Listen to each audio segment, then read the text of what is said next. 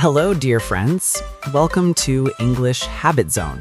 If you want to become confident in English, you are in the right place.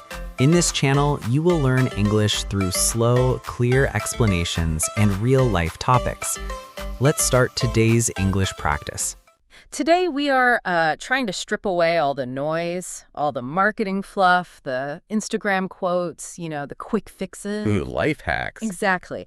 And we're going to look at the actual sort of mechanics of how human beings change, because let's be honest, there's this massive gap for most of us. Well, yeah. It's that frustrating, sometimes really painful distance between who we are right now, with all our procrastination, our skipped workouts, our bad habits, and the person we really know we could be. And that gap, that's where all the anxiety lives. Yeah. Right? Yeah. And usually when we try to cross it, the advice we get is, well, it's always to take massive action. Right. New year, new you. Yeah, that whole thing.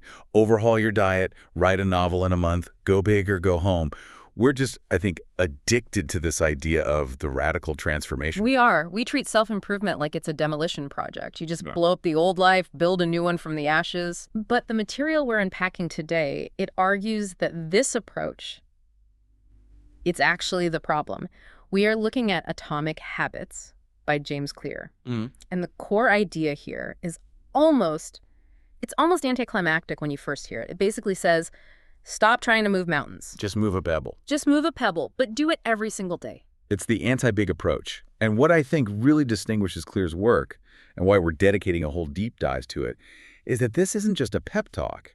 It's like an operating manual. That's a great way to put it. He isn't just telling us what to do. He's pulling from biology, neuroscience, philosophy, psychology, all of it, to explain the machinery of our behavior. He's looking under the hood of the human brain to show us the actual wiring. Exactly. He's explaining why our brains resist change, why we slide back into old patterns, and then, how to actually hack that wiring to make doing the right thing the easy thing.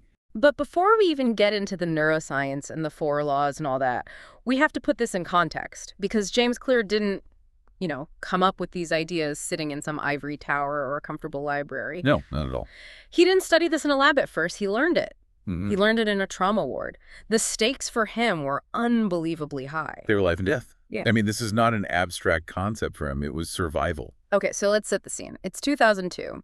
James is a sophomore in high school, and he's a baseball player. That's his whole world at that age. Sure. He's playing a game, and a classmate takes a full swing with a bat, and the bat just slips out of his hands. It's a complete freak accident. Just 1 in a million. The bat flies through the air, just tumbling, and it hits James directly in the face. Right. Right between the eyes. And the damage is, it's hard to even picture it without cringing. He breaks his nose in, 30 places. Shatters both eye sockets. Fractures his skull. It's just a devastating impact. And the really terrifying part is the delay. He didn't even realize how bad it was at first. He was just, standing there. But then, very quickly, the brain started to swell. Oh, wow. He started having seizures. His breathing stopped. They had to airlift him to a bigger hospital and put him in a medically induced coma just to keep him alive. Just think about that for a second. 1 minute you are playing baseball, enjoying a sunny afternoon. The next, you are literally fighting for basic brain function. It's a nightmare. And when he finally woke up and started the recovery, it wasn't some movie montage where he's back to normal in a week. It was brutal. So brutal. He had double vision for weeks. He couldn't drive a car for 8 months. Just basic life was a struggle. And for a young athlete, that physical loss is just... it's everything. When he finally got back to the baseball field a year later, hoping to pick up where he left off, he wasn't the star anymore. Not even close. He was the only junior cut from the varsity team. They sent him down to the JV squad. That is just a crushing blow to the ego. To go from a starter to getting cut, that breaks people. It does. And this is the crucible, right? This is where he had a choice. He could have been the victim. He could have said, my life was ruined by a loose bat. It's not fair. And no one would have blamed him. No one. But he goes off to Denison University 2 years later, and he makes a different choice. He realizes, okay, I can't control the brain injury. I can't just miracle myself back to where I was, but I can control what I do today. And this is the pivot. This is the whole thing right here. He didn't try to become a superstar overnight. He focused on the absolute tiniest possible variables. So tiny. We were talking about sleep habits.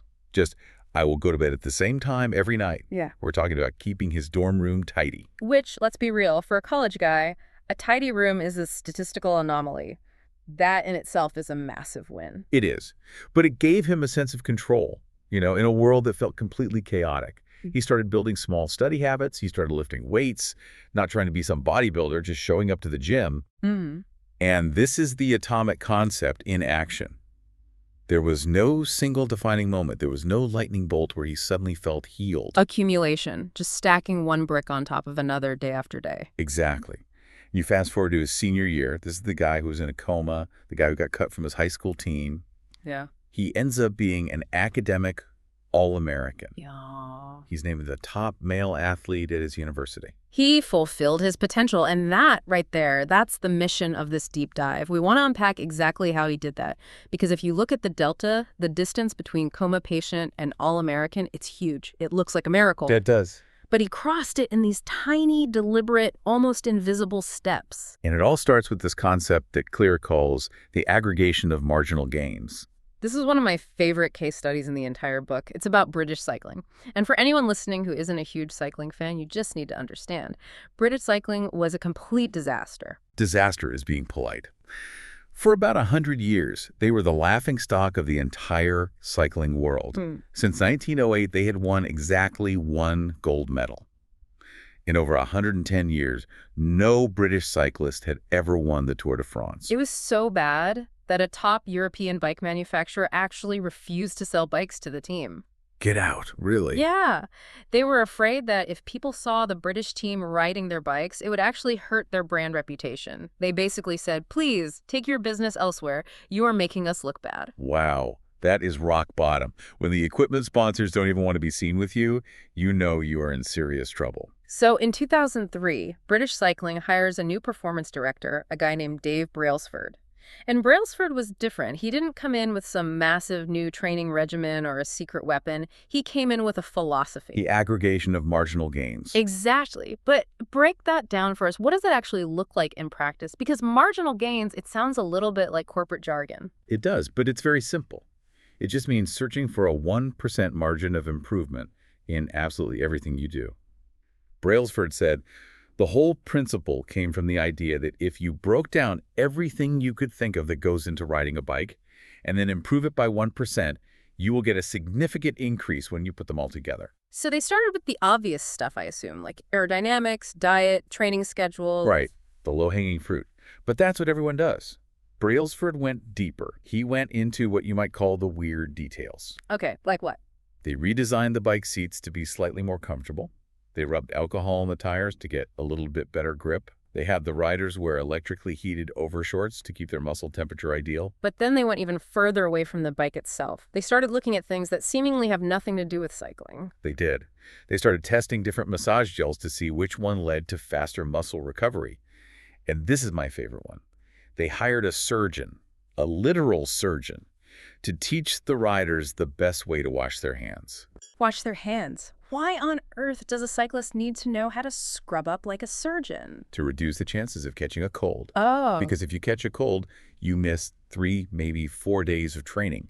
That's a marginal loss. If you avoid the cold, that's a marginal gain. Wow. They even figured out which pillow and which mattress led to the best night's sleep for each individual rider. Yeah. And they hauled those specific pillows to every single hotel they stayed in on the road. There's one detail from the book that I just love simply because it sounds so completely obsessive. The truck. The team truck, yeah. They painted the inside of the maintenance truck stark white. Why white? Was it like an aesthetic choice? Did it look cool? No, it was totally practical. Yeah. They painted it white so they could spot little specks of dust. Dust. Because in a maintenance truck, dust gets on the finely tuned gears of the bikes, and that dust degrades performance. It's a tiny bit of friction. But if the floor is white, you see the dust, you clean it up, and the bike is 1% more efficient. It also just signals a standard of excellence, doesn't it? It tells the whole team, we care about the dust, so imagine how much we care about the race itself. Absolutely. But the big question is, did this obsession with the 1% actually work? Or was it just, a bunch of busy work? The results were Yeah. They were staggering. 5 years after Brailsford took over, at the Beijing Olympics in 2008, the British team didn't just win. They completely dominated. How much? They won 60% of the gold medals available in the sport. From 1 medal in a century to 60% of the total. That is an improvement. That is a total takeover. And it just kept going. 4 years later in London, they set 9 Olympic records and 7 world records. And that elusive Tour de France victory, Bradley Wiggins won it, then Chris Froome won it. They won 5 Tour de France victories in 6 years. From a total laughingstock to a dynasty. And the key takeaway here, the part we really need to understand, is the math behind it. Clear breaks this down, and I think people need to hear the numbers because our brains are just not good at calculating compound interest. No, we're terrible at it. We understand it with money, but we rarely apply it to our behavior. So here's the math. If you get 1% better every single day for 1 year, just 1%, you don't end up 365% better. No. You end up 37 times better. 37x. That is a transformative number. That's the difference between being a total novice and being an expert. It is. But the inverse is also true, and this is the really scary part. If you get 1% worse every day, you skip the gym, you eat the junk food, you miss a deadline, you decline nearly to 0. This explains why bad habits are so insidious. A 1% error doesn't feel like anything in the moment. It feels like nothing. If you eat a burger and fries for lunch today, you don't wake up obese tomorrow morning. If you ignore your spouse for one evening, you don't get divorced tomorrow. But those 1% errors compound into these toxic results just as surely as the good habits compound into success. It reminds me of that airplane analogy Clear uses in the book. It's kind of terrifyingly accurate. The nose of the plane, yeah. Imagine a pilot leaving from Los Angeles, flying to New York. If that pilot adjusts the heading by just 3.5 degrees south, which is tiny, the nose of the plane just moves a few feet. The passengers wouldn't even notice. They wouldn't spill their coffee. They'd feel nothing. But over the course of that flight across the country, that tiny 3.5 degree shift means you don't land in New York. You land in Washington, D.C., hundreds of miles off course. That is such a powerful image. Your daily habits are the heading. And a tiny shift in that heading, if you sustain it over time, leads to a completely different destination in life. But this brings us to what is maybe the hardest part of this entire philosophy. The timing. The delay. Right, because we all live in an instant gratification world. We want the Amazon Prime delivery version of success. I work out today. I want to see abs tomorrow. I write a page today. I want a book deal by Friday. Right. But Clear says there is this specific zone where our dreams go to die. He calls it the Valley of Disappointment. And I think we all own property in that valley. Oh, I have a summer home there. I visit quite often. The Valley of Disappointment happens because we expect our progress to be linear. We think, I put in X amount of effort, I should get Y amount of result. But habits don't work like that. They work exponentially. He uses this ice cube analogy, which I found so helpful for my own patients. It's the best visual for this concept. Oh, yeah. So visualize this. You have an ice cube sitting on a table in a freezing cold room. Let's say the room is 25 degrees Fahrenheit. Okay. You want to melt the ice. So you start slowly heating the room. 26 degrees. You look at the ice cube, nothing has changed. It is a solid block of ice. 27. 28 degrees. Still just a block of ice. You're putting in energy, you are doing the work, the temperature is rising. 29. 30. 31. Okay, so you've been putting in energy for hours. The temperature has risen significantly. But the evidence, the ice cube, it hasn't changed at all. This is the moment where people quit. They say, this isn't working. I've been heating this room for hours, and the ice is the exact same shape. But then, 32 degrees. Snap, the ice begins to melt. Now here's the crucial question. Was it that 1 degree shift from 31 to 32 that caused the melting? No, of course not. It was the cumulative energy of everything that came before it. Precisely. The work you did between 25 and 31 degrees wasn't wasted. It was being stored. Clear calls this the plateau of latent potential. When you are working hard and seeing no results, you aren't failing. You are building up the potential energy to break through. That reframe is so vital. Because the outside world, they only see the melt. They only see the overnight success. They don't see all the hours spent heating up the room. They don't see the years James Clear spent building those tiny habits before he became a best-selling author. There's this great quote from Jacob Riis, the social reformer, that Clear keeps in his locker. It really captures this idea of grit. He says, "When nothing seems to help, I go and look at a stonecutter hammering away at his rock, perhaps 100 times, without as much as a crack showing in it." Yet, at the 101st blow, it will split in two. And I know it was not that last blow that did it, but all that had gone before. That's beautiful. So If we accept that results are delayed and that we have to focus on the process rather than the immediate outcome, this leads to Clear's most controversial point. Oh, yeah. He says we need to forget about goals. Which just sounds like heresy in the whole self-improvement world. I mean, set big goals. Yeah. Visualize the finish line. That's the mantra we've been fed for decades. Right. But Clear says focus on systems, not goals. So let's distinguish these two. What is the difference? This distinction actually comes from Scott Adams, the guy who created Dilbert. A goal is the result you want to achieve. A system is a process that leads to those results. Can you give us some examples to ground this? Sure. If you're a coach, your goal is to win the championship. Right. That's the outcome. Your system is how you recruit players, how you conduct practice, how you manage the locker room, how you review the game tape. And if I'm a musician, Your goal is to play a new piece of music perfectly. Your system is how often you practice, how you break down the difficult measures, your warm-up routine every day. and Clear poses this really provocative question here. If you completely ignored your goal and you focus only on your system, would you still succeed? And the answer is yes. If you're a basketball coach and you ignore the scoreboard completely, but you focus relentlessly on executing the perfect practice every single day, Yeah. does the team get better? Of course. The score takes care of itself. But are goals actually bad? Or are they just insufficient? Why is he so against setting goals? He argues they have 4 major problems, and the first one is survivorship bias. This one is huge. We look at the winners, the gold medalists, the millionaires, the Michelin star chefs, and we see that they all had ambitious goals. So we say, the goal caused the success. But we ignore all the people who lost. Exactly. Every single Olympian wants the gold medal. Yeah. Every candidate wants the job. If the winners and the losers have the exact same goal, then the goal cannot possibly be the thing that made the difference. It was their system. The goal is the easy part. Everybody wants to win. That's a massive logic bomb right there. We attribute success to the goal, but the goal was common to everyone. Okay, what's the second problem? The second problem is that goals create momentary change. Achieving a goal only changes your life for that moment.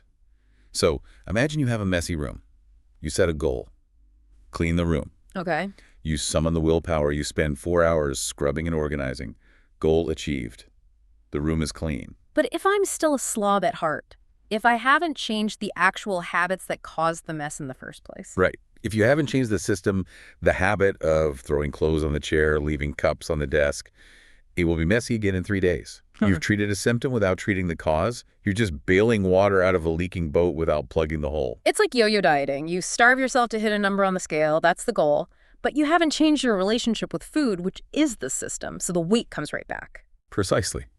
And that leads directly to the third problem. Goals restrict your happiness. This is a big one. The implicit assumption behind any goal is, once I reach this goal, then I'll be happy. Oh, I'm so guilty of this. I'll be happy when I get the promotion. I'll be happy when this project is finally done. We're constantly postponing our joy. It creates this either-or conflict. Either you achieve the goal and you're a success, or you fail and you're a disappointment. You've boxed yourself into the very narrow version of happiness. But with a systems-first mentality, you can be satisfied anytime your system is running. If your system is to exercise every day, you are successful every single time you tie your shoes and walk out the door. You don't have to wait for the marathon to feel good. You can feel good while you're doing the work. That sounds so much psychologically healthier. It just takes all the pressure off. It is. And finally, the fourth problem is what he calls the yo-yo effect. Goals are about winning the game. Systems are about staying in the game. What do you mean? Well, when all your hard work is focused on a specific goal, what is left to push you forward after you achieve it? This is why you see marathon runners stop training the day after the big race. They cross the finish line, and then they stop running. Or why people regain weight right after the wedding. They reach the goal, so the motivation just completely evaporates. True long-term thinking is goalless thinking. It's not about any single accomplishment. It's about the cycle of endless refinement and continuous improvement. So atomic habits aren't just small actions. They are the fundamental units of a larger system. Just as atoms are the building blocks of molecules, atomic habits are the building blocks of remarkable results. Okay, so we're shifting from goals to systems, but there's something even deeper than the system, isn't there? The driver of the system. This is where Clear introduces the 3 layers of behavior change. Yeah, think of it like an onion. The outer layer is your outcomes. That's what you get. Losing weight, winning a game. The middle layer is your Processes, that's what you do. Your Yeah. gym routine, your study schedule. But the inner core, that's your identity. That's what you believe about yourself. And most of us, we try to change from the outside in. We start with the outcome. I want to run a marathon. That's an outcome. Hmm. But Clear argues that the most powerful, most sustainable way to change is from the inside out. You have to start with your identity. There's this subtle but absolutely brilliant example in the book about two people turning down a cigarette, which just Yeah. perfectly illustrates this. Yes. Okay, so the scene is someone offers a cigarette to two different people. Person A says, "No thanks, I'm trying to quit." That sounds reasonable. A lot of us have said something like that. It sounds like a responsible answer. It does. But look at the belief that's buried in those words. They still believe they are a smoker who is trying to be something else. They are a smoker who is struggling against a temptation. They're just hoping their willpower holds out for one more day. They are identifying with the old habit. Right. Okay. So what does person B say? Person B gets the same offer. And they say, "No thanks, I'm not a smoker." It's such a tiny difference in the words, but a massive difference in the mindset. It's a complete shift in identity. Smoking is part of my past life. It's not my current one. They aren't resisting anything. They're just being who they are. Non-smokers don't smoke. It doesn't require willpower to just be who you already are. Clear tells the story of this guy, Brian Clark, to illustrate this. Brian was a chronic nail biter. I mean, he bit his nails down to the nub for decades. Just a nervous habit he could not break. He tried everything. He tried willpower. He tried that nasty tasting polish that burns your tongue. Nothing worked. And then he decided to get a manicure. A manicure for a nail biter, that seems risky. It sounds completely counterintuitive, right? But he went and got his nails professionally done. And suddenly, for the first time in his adult life, his fingernails looked nice. He was proud of them. Ah, And because he was proud of them, he didn't want to ruin them. yeah. The habit stopped not because he forced it to, but because his identity shifted to, "I am someone who takes care of my hands." Right. Okay, so how do we actually shift that identity? Because I can't just wake up, look in the mirror and say, I am a billionaire and have it magically be true. That's just delusion. I can't just say, I am a runner if I haven't run in 10 years. Right. You can't lie to yourself. Your brain knows better. You need evidence. And this is the profound connection between your habits and your identity. Every single action you take is a vote for the type of person you want to become. A vote. I love that metaphor. It's like a democracy of the self. It's exactly that. And in an election, you don't need a unanimous vote to win, right? You just need a majority. It doesn't matter if you cast a few votes for a bad habit, if you eat a cookie or skip a workout. You don't lose the election because of one bad vote. But every time you write a single page, you cast a vote for "I am a writer." Every time you go to the gym, even for 10 minutes, you cast a vote for "I am an athlete."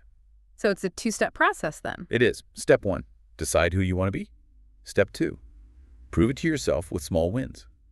With votes. And this reframes the whole internal struggle. It's no longer, I have to force myself to run. It's, I am a runner and runners run. It aligns your behavior with your self-image. And once you do that, that internal conflict just melts away. You aren't fighting yourself anymore. You're just acting in alignment with your character. That is really powerful.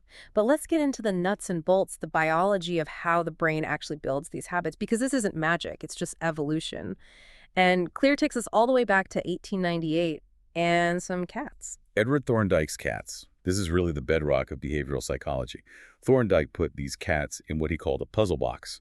To get out and get to a bowl of food, the cat had to figure out some kind of mechanism like pressing a lever or pulling on a loop of string. And at first, the cat is just freaking out, right? It's Yeah. not sitting there calmly analyzing the lock mechanism. No, it's complete chaos. It's just random behavior, scratching at the walls, pawing at the bars, meowing. It's pure stress. But eventually, purely by accident, the cat hits the lever. The door pops open. The cat gets the food. The reward. The reward. Exactly. So Thorndike ran this experiment over and over again with the same cats. And he noticed a clear pattern. The random chaotic behavior started to disappear. The cat went straight to the lever faster and faster. Eventually, you'd put them in the box, and they would immediately press the lever. Behaviors followed by satisfying consequences tend to be repeated. That's the law of effect. And that's all a habit is. It's a reliable solution to a recurring problem. Your brain is a problem-solving machine. The problem is, I'm stressed.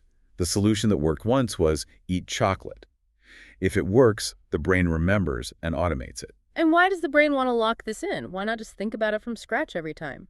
Energy. It's all about conserving energy. The brain is an energy hog. It consumes about 20% of your daily calories, despite being a tiny part of your body weight. The conscious mind, the part of you that thinks and decides and analyzes, is a bottleneck.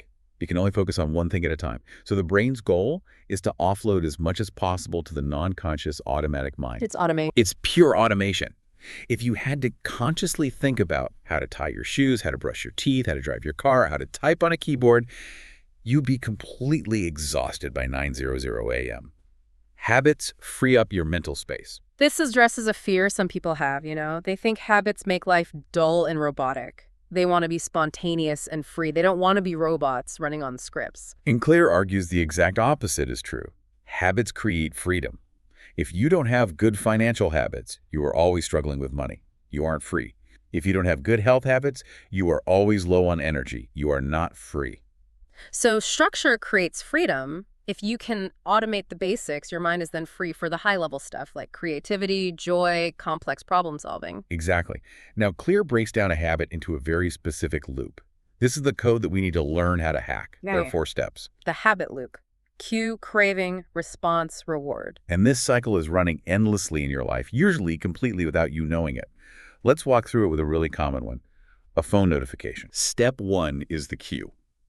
Your phone buzzes.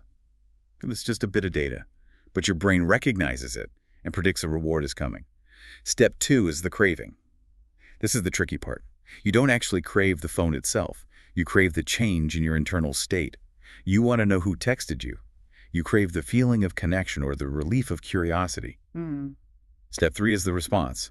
You pick up the phone and unlock it. That's the actual habit, the action. And step 4 is the reward. You read the message. Your craving is satisfied. And the brain stamps that whole loop. Phone buzz equals feeling of connection. Do this again. And the loop gets tighter and faster and more automatic until you hear a buzz, and your hand is already in your pocket before you even consciously think about it. So Clear's 4 laws of behavior change map directly onto these 4 steps. Right. If you want to create a good habit, you just optimize each step in the loop. 1, you make the cue obvious. 2, you make the craving attractive. 3, you make the response easy. 4, and you make the reward satisfying. And if you want to break a bad habit, you just invert them. Exactly. You make it invisible, unattractive, difficult, and unsatisfying. So let's dive deep into that first law. Make it obvious. This is all about awareness. Because as we've said, most of our habits are completely invisible to us. They are. Once a habit becomes automatic, we just stop paying attention to it. Yeah. Clear tells this really striking story about a paramedic. She walks into a family gathering, takes one look at her father-in-law, and says, "You need to go to the hospital right now." And the guy, he felt totally fine, right? He's standing there, joking around. He felt fine, but she insisted. She was terrified. So they went to the hospital, and the test revealed he had a major blockage in a vital artery. He was literally moments away from a massive widowmaker heart attack. How did she know? Was she psychic or something? No. She had treated so many heart failure patients over the years that her brain had non-consciously learned to recognize the specific pattern of blood distribution in the face, the look of a heart attack patient. She couldn't even explain what she saw. She just knew something was terribly wrong. It's just extreme pattern recognition. Exactly. Museum curators can spot a fake piece of art instantly before they know why. But the danger for us in our daily lives is that we stop paying attention to things that aren't life or death. We just go on autopilot. There's a funny story of a retail clerk who was so used to cutting up empty gift cards at the end of a transaction that when a customer handed him a real credit card. Snip. Cut it right in half. Total, complete autopilot. So if we want to change our habits, we first have to wake up. We have to make the unconscious conscious. And Clear suggests this technique called pointing and calling. This comes from the Japanese railway system. If you watch a train conductor in Japan, it looks like this bizarre ritual. They're pointing at everything and yelling. I have some videos of this. They point at the speedometer and yell out, 80 kilometers. They point at the signal and yell, signal is green. It looks completely silly to an outsider, but it is incredibly effective. It reduces errors on the railway by 85% and accidents by 30%. Why? Why does pointing and yelling make such a difference? Because you cannot do it mindlessly. It forces you to engage your eyes, your hands, your mouth, and your ears. It raises the action from the non-conscious habit brain to the conscious awareness brain. You cannot be asleep at the wheel if you are literally yelling, signal is green. Clear's wife actually uses this for her own personal items. She does. Before she leaves the house, she'll call out, "I have my keys, I have my wallet, I have my glasses." And it stops that frantic, "Where are my things?" dance we all do 5 times a week. So we need to audit our own lives. Clear suggests we create a habit scorecard. This is a really simple but powerful exercise. You just list every single thing you do in a typical day. Wake up, turn off alarm, check phone, go to the bathroom, weigh myself, brush my teeth, on and on. And then you mark them. Then you mark them. Put a plus sign, plus next to a good habit, a minus sign next to a bad one, and an equal sign next to a neutral one. And the key here is no judgment. Absolutely no judgment. You aren't scolding yourself. You are just observing. Oh, how interesting. The first thing I do every morning is check Instagram for 20 minutes. That's a minus. You have to see the habit before you can change it. You have to become the scientist of your own life. Okay, so we're aware. We see our habits. Now we need to actually build the new habit. And Clear says the biggest mistake people make is that they lack clarity. They'll say something like, I want to work out more. That's a wish. It's not a plan. He points to this fascinating study from 2001 on exercise habits. They tracked 248 adults. Group 1 was the control group. They were just asked to track their exercise. Okay. Group 2 was the motivation group. They read materials on all the benefits of exercise, heart health, all the reasons why they should do it. And logic would suggest the motivation group would win, right? If you know why it's good for you, you'll be more likely to do it. You would think so. Yeah. But actually, the motivation had almost no impact. Both Group 1 and Group 2 had about a 35 to 38% participation rate. Knowing it was good for them didn't really change their behavior. But Group 3. Group 3 was asked to create what's called an implementation intention.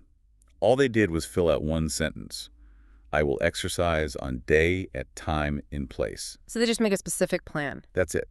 And 91% of them exercised, more than double the success rate of the motivation group. That is a massive difference just from writing down a single sentence. It's the power of clarity. People think they lack motivation, but a lot of the time, they just lack clarity. When you say, I will meditate for 1 minute at 7 a.m. in my kitchen, you remove all the decision-making. When 7 a.m. hits, you don't have to debate with yourself, should I do it? Do I feel like it? Am I too tired? The decision's already made. You just act. Now, there is another more advanced way to trigger a habit that I personally love. It connects to something called the Diderot effect. Ah, Denis Diderot, the French philosopher. This is kind of a tragic comedy. It is. So Diderot was broke for most of his life. But then Catherine the Great of Russia heard about his financial troubles and bought his entire library for a huge sum of money. So suddenly, Diderot has cash. The first thing he does is buy a beautiful new scarlet robe. And that robe basically ruined his life. It did. He puts on this fancy new robe, and suddenly he realizes his old rug looks terrible next to it, so he buys a new rug. Then the chair looks cheap and tattered, so he buys a new chair. Then the mirror. It's the spiral of consumption. One behavior naturally leads to the next. The robe became a cue for buying the rug. We've all been there. You buy a new dress, now you suddenly need new shoes. You buy a new couch, now you need new pillows to go with it. But we can use this connectedness of behavior to our advantage. And that's called habit stacking. So instead of using a time and a place as your cue, you use a current habit as the cue. Exactly. The formula is, after current habit, I will do habit. So something like, after I pour my morning coffee, I will meditate for 1 minute. Perfect. Or, after I take off my work shoes, I will immediately change into my workout clothes. You're piggybacking the new habit onto a neural network that is already strong and established in your brain. You already pour coffee every single morning without thinking. So you use that momentum to pull the new habit along for the ride. It's like designing a domino effect for your life. Yeah. You are creating a chain reaction of good habits. And you can get really creative with it. Wake up, make bed, place book on pillow, shower. Now, when you get into bed at night, the book is already there waiting for you. You've designed an environment where the good habit is the path of least resistance. This is all so actionable. I love it. We've covered a ton of ground today, so let's try to recap the journey of this deep dive. We started with the idea that massive success doesn't require massive action. It requires these atomic habits, these tiny 1% improvements that compound mathematically into massive results. 37 times better in a year. We faced the tough reality of the valley of disappointment, that gap where you're working hard but not seeing results yet. You have to understand, you're in that plateau of latent potential to keep going. We debated goals versus systems. Goals are for winning once. Systems are for staying in the game. Winners and losers have the same goals. The system is always the differentiator. We went deep on identity. That true change isn't about what you want to achieve, like I want to run, but who you want to become. I am a runner, and every action is a vote for that identity. We broke down the science Thorndike's cats in that 4-step habit loop.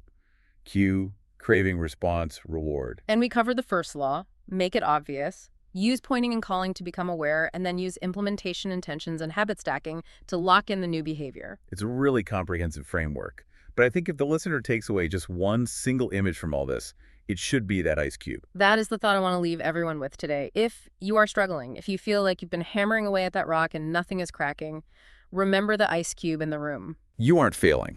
You're just at 31 degrees. You are storing energy. The melt is coming. You just have to add one more degree. One more atomic action. So, to you, the learner, Right. what is the one small vote you can cast for your new identity today?